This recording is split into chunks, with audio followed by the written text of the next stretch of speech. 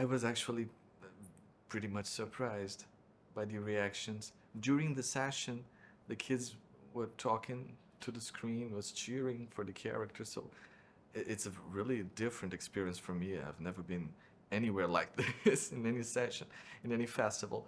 So I was really touched by those collective reactions from the public. But after that, during the debate, the Q&A, also the questions were so profound, so wonderfully thought, and so thoughtful and careful with the film, with me.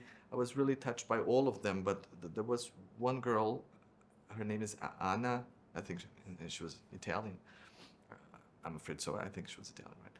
Yeah, she made a wonderful remark. I mean, it was more like a comment than a question. She didn't uh, made a formal question about the film, but she said really beautiful things about uh, a way that her experience has resonated with the film, with the character on the film. So that really touched me, and I was really emotional, trying to control myself. But it was a really beautiful moment for me. I think I won't be able to forget it. That was one of our main concerns because, I mean, we are two directors, but none of us are trans.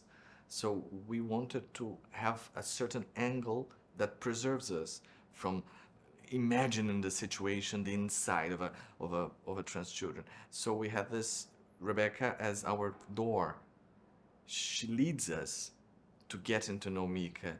And of course, they transform each other, they befriended each other and transform each other. And their friendship is the core of the movie, the heart of the movie. So we always, when we were writing, and also when we were in the editing process, we tried to balance the the presence of one or the other during the picture. So in the end, in the beginning of the film, it is very clear that Rebecca is the main character. But by the end, you have the impression that it is a two lead movie. So as Rebecca gets to know Mika, the public gets to know Mika, and they become protagonists side by side. I have a peculiar one. I mean, I like many of many scenes in the movie, and I also dislike a few of them because it is really complicated. You imagine something, and then it's not quite what you imagine, so you sometimes you get a little bit a little bit of resentment with some scenes. But there is one near the end of the movie with a brilliant Brazilian actor, veteran actor, that is he plays an old man in his house, and Mika has a dialogue with him, and he is of course senile. He's not really seeing clear who is the girl that is talking to him, but he accepts her entirely. He sees her through, even with the hair cut it short, and they have a really poetic dialogue, and see those two actors that were both wonderful in total different points of their lives.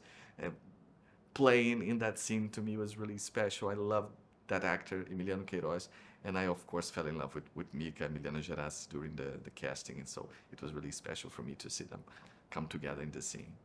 When we were writing the movie in this process, we tried to build characters that were really different, living through different life experiences. We had a girl that has more money than the other, has a girl with different difficulties than in relation to the other. We get a trans girl, we get a black girl, and she's a daughter of a white mother. So we create obstacles for each one of them that would maybe, in a first view, draw them apart.